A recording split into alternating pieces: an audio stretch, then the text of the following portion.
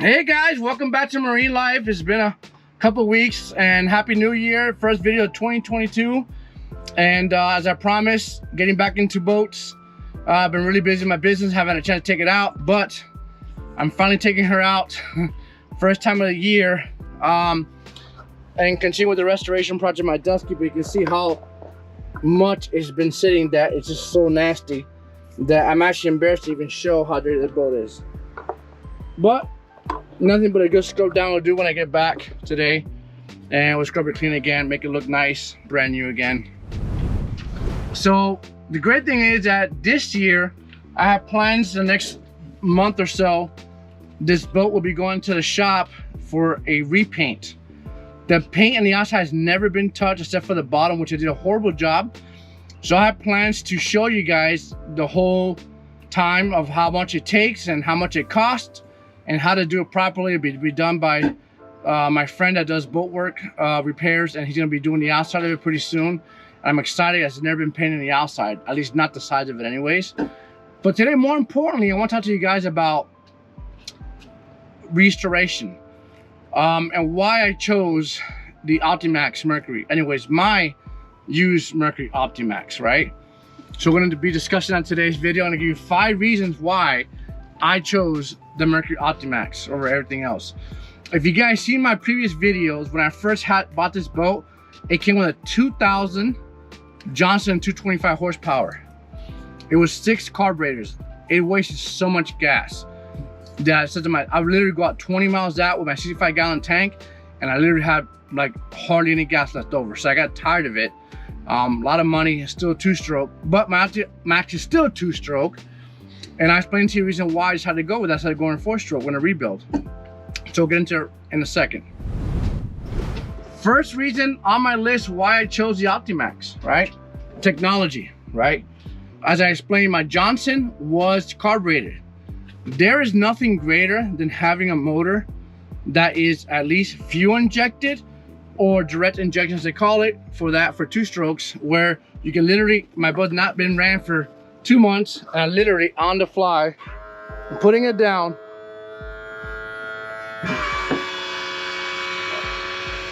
I can literally get the key now and start it after 2 months of sitting, wait for it to say okay on it, and turn that key in. Look at that. Had that been my Johnson 2000, I would have been here for at least 5 minutes trying to crank it. Especially like a day like today, where it's nice and cool weather, it would have given me such a hard time to start. It would have stalled a couple times. It would have just sputtered a few times. There's nothing more than having that direct injection to hear that motor just turn right on. Even if it's been sitting for 2 months, as long as the battery's been kept maintained. Reason number 2, guys. All right, it's the availability. Mercury's always upgrading their stuff for the motors. Now, this stuff is great if you're like me going offshore.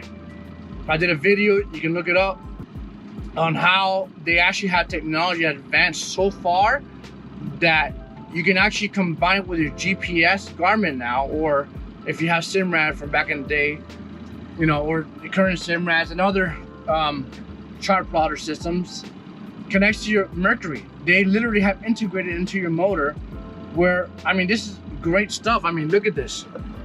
And I guess you can still kind of technology, but I mean, even though they have smart, but I mean, just SmartCraft gauges alone. I mean, this thing is amazing. Look at this. Miles per hour, trim tab setting, how many gallons left, system okay, volt 14, 600 RPMs. Even though I did buy these smart gauges on my boat, these are all smart gauges. The availability of parts to upgrade your stuff for your motor, make it more, bring it more to life, and able to see exactly how much you actually are wasting, you know, fuel economy and stuff like that, to know how much it takes to get there when they come back. It's just, the sky's the limit with Mercury. They always, you know, upgrading technology. They're trying to be ahead of the game. I mean, they just came out with giant motors that can 600 horsepower. They're V12s. I mean, who else is doing that market? They're one of the, you know, leaders, innovation of stuff. I mean, I'm not saying that they're the best motor out in the world, because every motor has issues, but they have advancements that they're always trying to be ahead and keep up with technology these days. And to me, that's one of the selling points, was the ability to have a screen like my car that would tell me how much fuel I'm wasting, how much fuel I have left to empty, you know, how many miles I've been out, all the sorts of stuff. I mean, it's literally, it's, to me, was a selling point. I love it. Feel free to check it out on my page. But let's move on to number 3 now. And these are not in order, but reason number 3, fuel economy. My Johnson 225 2000 was just a major gas guzzler. Like I said in the beginning of the video, I go out 20 miles out with a 65-gallon fuel tank. I actually ran out of gas because I pushed it a little bit too far testing it out. I had to come, boat US come tow me in one time because I literally ran out of gas out there because I was trying to test out, see how much I can get away with fuel, and I didn't make it back one day. I think I had to push like 70 miles on the whole trip, and I didn't make the 70 miles trip that day.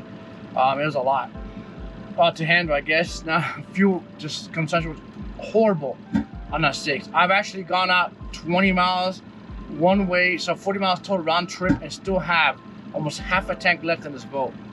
That is an incredible number. Like I said about technology and availability, the great thing about this Garmin units, along with the SmartCraft gauges and this Mercury motor, you can actually dial in the motor to tell you what is a pristine optimal gallons per hour. So example, if your cruising speed is 33 miles an hour, it should tell you you're getting 3 gallons per hour, which is great. I mean, I had this motor literally get me at 3 gallons per hour going offshore, which is great for a motor on this boat. I can't be more happy. Even if I get 2 miles per gallon, I'm still happy because it's more than I was getting. I think I was averaging maybe 1 gallon per mile on the old 225 Johnson, so I kind of doubled my fuel economy with this motor. So that alone, fuel economy has been a great thing.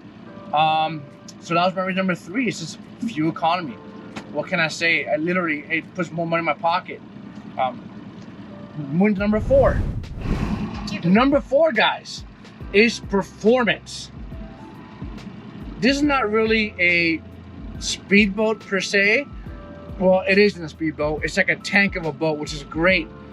But nothing says more than getting a little bit more miles per hour in your boat than anything else, especially if you're offshore. If that rain is coming in, I want to be able to be as smooth as possible and as fast as I can to get back to avoid those storms. Mercury is the world renowned for high performance motor.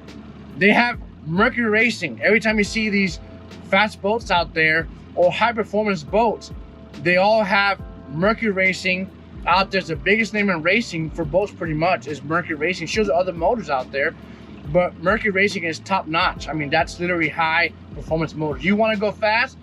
Mercury Racing it is. So technology they use in these boats, this performance is amazing.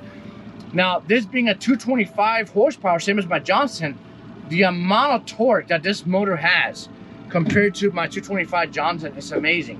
Now, just by swapping motors, I picked up an extra 5 miles an hour. Same horsepower. It's pretty much same. Actually, weight's more on the Mercury than it is a Johnson. I think I picked up another 50 pounds, which is just another thing too, which is not bad. I can deal with it. That's another reason why I chose this over a 4-stroke. You know, brand new 4-stroke these days are actually lighter than this, but the price point is a different story.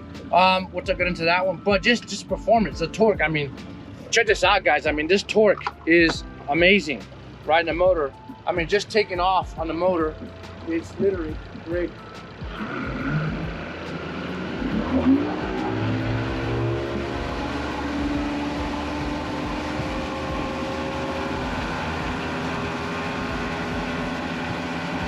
Just like that, I'm up on plane already, literally seconds. I mean, the way it is that quick. Can't beat a Mercury for performance. So 4 and 5, I'm gonna combine together just to make it, you know, not long video, but it's more goes together, right? And the reason why, it was price of the motor and condition. Now, when I upgraded my motor and my rebuild, it was during the pandemic when it first started on 2020. So it was 2 years ago now. As you guys have been seeing, motors are so hard to come by these days, really bad. I mean, people are waiting a year to get a new Mercury. I almost went with a brand new 4-stroke, but the price, I cannot justify the price to pay for a 4-stroke motor for $20,000 for a boat that I'm gonna use maybe twice a month. I mean, as much as I would like to get in a boat 3 times a week, you know, once a week, most of my time on the water is about twice a month because I'm so busy in my business, I don't have the time. I wish that I can go in the water more. Trust me, if I can go every week, I would. There's something I get away with going 3 times, you know, a month, and that makes me, you know, it's my joy. But unfortunately, I can't. So to pay over $20,000 for a brand new motor to use it, you know, twice a month, it just doesn't add up, right? And sure, well, you save money. You know, not really for me, right? The cost of 2-stroke oil, it was not justify the cost of, you know, saving a couple bucks here. It doesn't bother me to put the oil in my tank. It's, you know, it's not much. Like I said, for me, twice, I literally have bought 2 jugs of, I think I bought a total of 5 gallons worth of oil, and I still have oil left. I haven't used it all. And my whole season last year, so I wasn't bad. I think I spent 60 bucks on oil for the whole year last year, which is not bad. So, as far as pricing condition, and that's the reason why I paid $6,300 for this motor. And not only that, the condition was, it was a freshwater rent only motor, and it came from upstate. I had to shit to myself. But the other thing that's hard to beat, for the price that I paid, my motor only came with 330 hours on the motor. And just so that I'm not making things up, my motor here shows now I put in 20 hours since I bought this motor. So now I have 351. So literally, I've only ran for 20 hours myself. Now for 6,300 hours, $6,300, I got a motor that was only freshwater used upstate. That means it wasn't used all the time. 2, at 331 hours, which is little bit of hours. I still get another, what, 1,700 miles, 1,700 hours out of this motor if I take good care of it. You know, let's say even 1,000 miles, who knows? If I'm averaging only 50 to 100 hours a year, like another 7 years, no problem. It's paid for itself. But you just can't beat. Even the gentleman who owned the motor, he took such good care of it, maintained it. I mean, even for the point where the main thing you said, oh, the air pump. That's right. The air pump on the Optimax is a fail-safe on these motors. Well, not fail-safe. Let me rephrase that. The air pumps on the Optimax from factory originally were horrible. They broke all the time, had a lot of issues from what I heard, research, all that. Well, the guy who owned the motor before me already upgraded to the new version of the air pump, which is better. Now it was confirmed by my mechanic, which it went to the shop, we'll get into a second. But he actually replaced the air pump already before, like I think he said like within 6 months before selling me the motor, a little bit more, not maybe a year. And he put the new version of the air pump in, which is a lot more durable and reliable these days. So I could not pass away. I figured I'd tell you how much I paid for it, just so you guys, you know, because guys ask me how much things are costing me, but again, that $6,300 did not include rigging, wiring, all the gauges, and the labor to help me somebody rig. I put the motor on myself. Somebody else rigged all the wiring for me, hooked it up. But yeah, those are my 5 reasons.